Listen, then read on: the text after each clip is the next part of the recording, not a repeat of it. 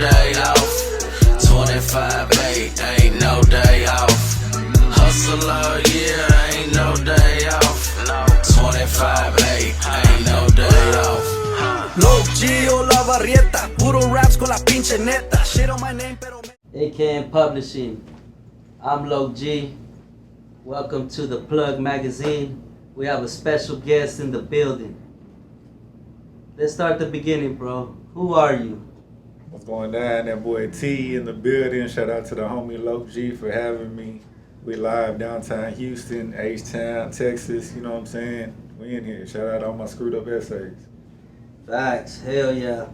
Shit, man. So, like, for most of our readers, let's just pretend that they don't know who you are. Can you explain to us so we can get a visual how, like, particularly, how did you end up, and who was the link? How did you end up in the screw house? Or if you did go in there, who was your link? How did, just give us a visual. Yeah, I mean, I was already going to the screw house. Okay. Like when I was a kid, you know what I mean? Like with the screw shop, you know. Because screw house, people called the shop the screw house, but there was DJ Screw's actual house, you know what I'm saying? Okay. So, but by the time I, you know, became of age and got into it, it was the screw shop already there on Cullen, you know what I mean? Right there, 610 in Cullen. A retail shop. Yeah, the DJ Screwed Up Records and Tapes, you know what I mean? The actual official DJ Screw where you go The to brick his and mortar. store and buy his screw tapes, the Right. cassettes. This was when it was on cassettes. And, you know, I was going there as a kid, you know, just taking my money at the end of the week and going and buying a stack full of cassettes, you know, and The Memorex great tapes. for sure taking them home and just jamming what's on them, because this was before, like, now you could go into the screw shop and there's a whole list of all the tapes that are there, and you could look through the catalog and see what's exactly on each, you know, with their CDs now, you know what I mean? So you Right. could look, see what songs are on there. When I was going and grabbing these tapes, there was no, you didn't know what was on the tape.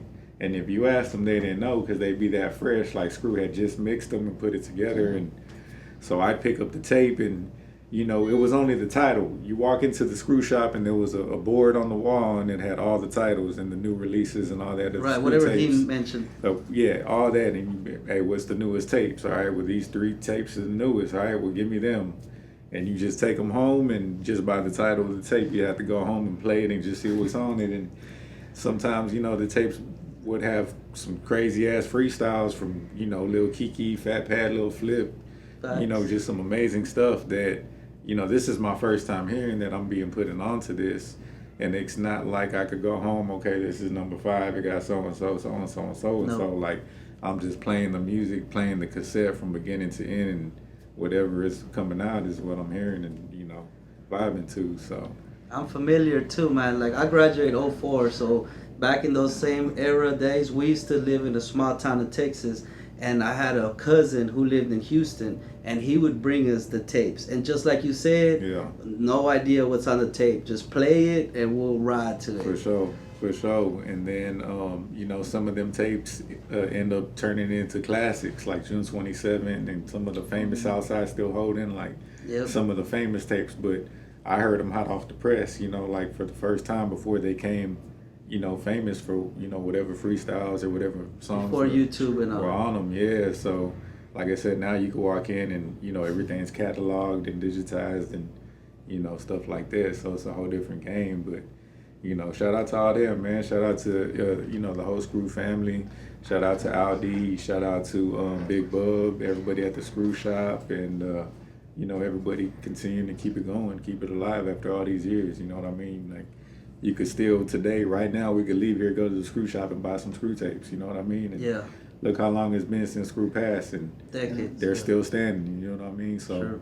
they Facts. deserve all the recognition, the days in the cities, and the, you know, everything that they get, you know, shown to them just because of the culture. Quick question. Let's take it back real quick. Seeing as that you were right there, front row seat with the whole SEC DJ Screw. Did the Southside? Did y'all? Whenever you heard Swisher House coming up, did y'all like respect Swisher House? We already know the answer to all this, but we want to hear what you have to say about it.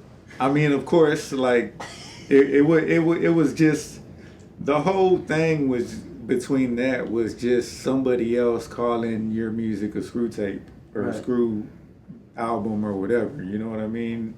Like there's one DJ Screw, and that's his work. So if I come out and I call something a screw tape, you know, and that's not my work, then, you know, of course, the person that created it, invented it, you know, made the sound unique. Of course, you're gonna be upset about that, which, you know, everybody can relate to that. You know what I mean? But And that's kind of something that's not too much of a big deal nowadays. People copy each other's style all the time. yeah, well now day, Screw is not just two DJs or a couple, you know, one DJ or another DJ calling his album a Screw album. Screw is now a genre of music. Right, a whole culture. A whole culture. It's a whole genre of music. So now when you say screw, I mean, there's so much that falls under that, you know, screwed and chopped type music, and artists from all over the world are influenced by this sound, you know, until today. So, I mean, it only got so big as to where everybody accepted it to where, you know, it's too big now. It's bigger than one person. And it's a culture now. Exactly, for Agreed. sure. So, see, but what I was saying is that even back then, to copy the way somebody was rapping was even disrespectful. Well, that's what they were called, biters. Biters. Or and nowadays, it's not so much of a big deal. For sure. Well, I mean, I guess it was different because it was DJing, but at the same time, that's a whole different way of DJing. You know what I mean? You're slowing the pitch down. You're changing the whole sound of music to something different. So, one person could say they invented some, but there's proof. You know what I mean? It'll be proof behind that. So, I mean, it is what it is. You know what I mean? Shout out to DJ Screw. Like I said, rest in peace. Yeah, he's a legend forever. Let's back up a little bit. Did you see the movie? I saw the movie. What did you think of the movie? The movie was cool. I mean, I thought it was too short. It's more like a short film, like a quick little. It's the same feedback I had. I wish it would have gave a little bit more history, put in a few of the other, you know, members, and, you know, just kind of got a little bit more in depth. So I mean, there's I hear there's a new one coming out that's gonna be more, you know, in depth and in detail and into the story and stuff like that. So. And I'm sure budget had a lot to do with it. For sure.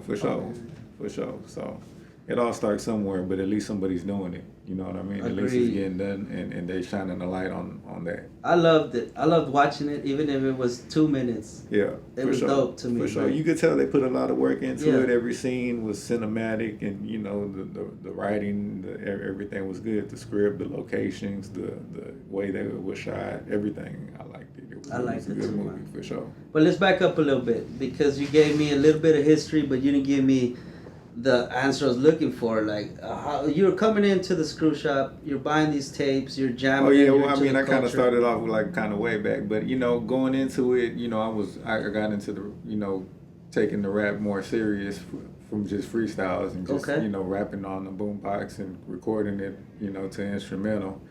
You know, I was like, hey, I'm gonna put a actual mixtape together. You know what I mean? So I started putting, you know, I saved some bread. I put my own studio together.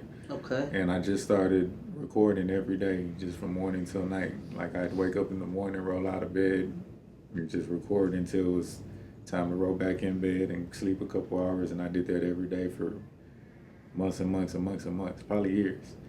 And just started building up a catalog of, you know, music, and start putting out mixtapes, and they just started catching on. Like, I started getting feedback, like people from the neighborhood who come, you know, because first I just kind of just pass them out through the hood. I just burn a whole bunch of copies and just give them to everybody. Promo. They take them to school, and then I guess at school they start swapping them with people, or, you know, putting them on there. Hey, check out this. Are these burnt discs? Yeah. Okay. And I would just sign my name on them and, you know, give them out. And then, you know, they started asking for more and more, and I was like, shit, I could make some money off of this. So I started working on my official first album.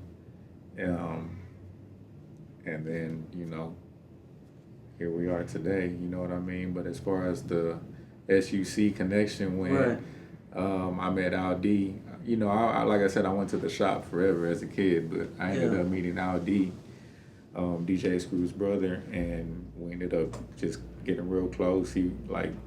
I let him hear my music, and he was the first one that kind of motivated me. Like, man, you got some talent, and this and that. So we started going in the studio. I was working on my album. He was working on one of his new albums.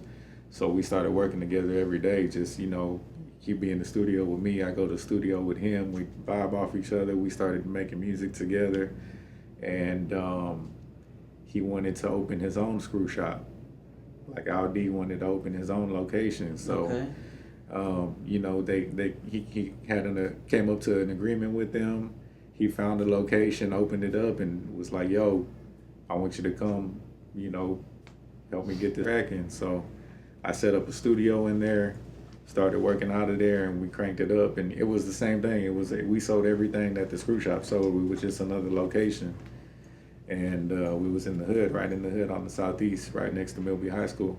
Shout out to the boys. And we did it for a minute, and we got real cool. Like, we family. Like Aldi, that's my big brother now. So he was the first one to call me the screwed up essay, and tell me like, yo, you part of the clique now, right? You family. Like, took me around everybody, introduced me to everybody, and just kind of welcomed me in. And anybody got a problem with it, he was like, shit, tell them holler at me. So shout out to ID. Yeah, shout out to I forever will be grateful and appreciative over, everything we've done together, and hopefully we do more stuff together, you know what I mean? He's still killing it to this day. Facts. Doing everything, acting and rapping, and, just working grinding hard, for sure, grinding. So, and then after that, he just, I ended up starting to meet everybody else. I met Flip, I met Kiki, I met Zero, I met everybody, Los, Grace, ESG. 3-2, ESG, everybody who was coming through the shop, like I just pulling up to the shop every day, Right. like that was the time that I was there for every day of my life for years. So anybody who would pull up to the shop, we was rubbing shoulders, and people started seeing me around so much that, I ended up starting to be cool with everybody. So that's dope, man. That's a dope ass story. I really lived it, you know what I'm saying? There's a lot of people that talk about it, but I really lived it, you know what I mean? I was around these, and it wasn't even about trying to, it was deeper than rap, deeper than music, it was just, it was like genuine love, you know what I mean? So to this day, it's genuine love. We could walk into the screw shop right now, and it's gonna be all love, and you know what I mean? It's crazy, you know what I mean? Especially being one of the only Mexicans, Exactly. a part of it. So. And that's why I think a lot of us artists, your peers, looked up to you, because that to us was like Rockefeller. In Texas, we look at Houston like New York when we're like in a small town. For sure. So then we would look up to all the Houston legends as our New York type of thing, Yeah. you know what I mean? So when we would see you representing the way you do, that kind of inspired everybody else that looked like you know what I'm Right, saying? for sure. And I just wanted to come out and just let people know, like, Mexicans do this too, and Mexicans rep this culture too, and we from the same place, the same area, and, we rep too. And now look today, from everything that started, it was just a handful of us, and now it's everybody rapping right now is, Expressing Mexican themselves, and Puerto Rican and, Latino. So, it's cool to see how it evolved from then until now, and we finally getting the recognition and the shine that we deserve. You know what I mean? Like, now you look on any YouTube show or World Star anywhere, and you're gonna see Mexicans on there now. Yeah. All over. So Facts. For And sure. we're growing, getting stronger. yep. Yeah, man. Here at the AKM Publishing, the Plugg Magazine, we want to keep our readers from getting any kind of culture shock when they come out. So, we want to make sure that they know who out here is still representing, who out here is still holding it down, and, repping for everybody the way you're supposed to, with no foul shit, because most of our readers out there in prison, and they're trying to rebirth their own life. For So sure. Well, shout out to everybody on lock, man. Like, hold your head, keep doing what you're doing, do the time. You know what I'm saying? Don't let the time do you, and just come out and be ready to do something positive, and come out and make a difference, and you know what I mean, and put your heart to something. You know what I mean? I seen a lot of people come from nothing and be able to own businesses and become entrepreneurs and now live in big houses and drive fancy cars, and you know, it's all to your mind. But if you put your mind to something, you can accomplish anything. So. Hell yeah, man. Did you ever get a chance to meet DJ Screw? I met him a couple of times, you know what I mean? Like, just like I said, I was younger. I was way younger than them. Like, now I'm older and I hang around with all them, but I was a kid, you know what I mean? So, right. Like I said, we lived in the same neighborhood, not too far from each other. We would see each other around. There's a movie theater right there where he would be all the time. You know, we see him there wearing the same DJ Screw chain, you know what I mean? And, you know, stuff like that. So, I know his father, I know his sister, I know, you know, rest in peace to his father. He passed away recently, but, you know, his sister, you know, all the cousins, everybody at the screw shop. So, you know, they consider me family, I consider them family, and it's all love. It's screw love. That's what we call it, screw love. Yeah, man, that's dope, man. Super dope. And sitting here as a fan for so many years of the culture itself. I was born here in Houston. I was raised all over Texas, so I always felt like it was my home to come back. I live here now, and I'm doing this for a living. So, man, it's so dope to sit down with you and finally get a little piece of history on record. My nephew wants me to ask you, well, how did it come about, the Southside Still Holding feature with ESG and Flip and everybody else who's pesado in Houston? Oh man, that's legendary. You know what I mean? That'll be probably one of the biggest accomplishments in my life. You know what I mean? Like, that was actually on my bucket list. Like, I feel that I manifested that because when I started rapping, for some reason I knew one day I was gonna be on a big remix, repping Houston and repping for the Mexicans. You know what I mean? So, I don't know. I seen this vision a long time ago, and I would hear these anthems come out. Like, I think there was one on Millionaire's album or Pimp C's album, and just everybody from Houston or Texas was on there rapping their verses, and I just put it in my mind that, you know, one day I'm gonna do that, and you know, it's crazy how things fall into place. You know, my producer, my boy, shout out to Ill Faded, he's the one that produced the beat. Okay. For Southside Still Holding for the remix. And me and him were actually in the studio working on my album, Slow Lane, at the time. And so he was working with ESG, putting together that beat. And we just ended up one day in the studio. I was, you know, me and ESG both ended up there at the same time, you know, to do some work with Ill Faded. And ESG was already working on it. It wasn't done yet. Like, he was still waiting on a couple people to turn their verses in and stuff like that. But, you know, like I said, shout out to Faded. He was kind of the main one that was really like, yo, you should throw T on there. You tripping. You know what I mean? Like, he Mexican, he gonna rap, he gonna do his thing, and it's gonna put a whole different twist on the song. You know what I mean? It's gonna take it to a whole nother level. And he was cool with it, you know what I mean? Like, he was like, you know what? All right, come on, T, let's see what you got. And at that moment, they put me on the spot. You know, I had to spit a verse right there and then, you know what I mean? And I was like, this what I've been waiting for this whole time. This is a remix.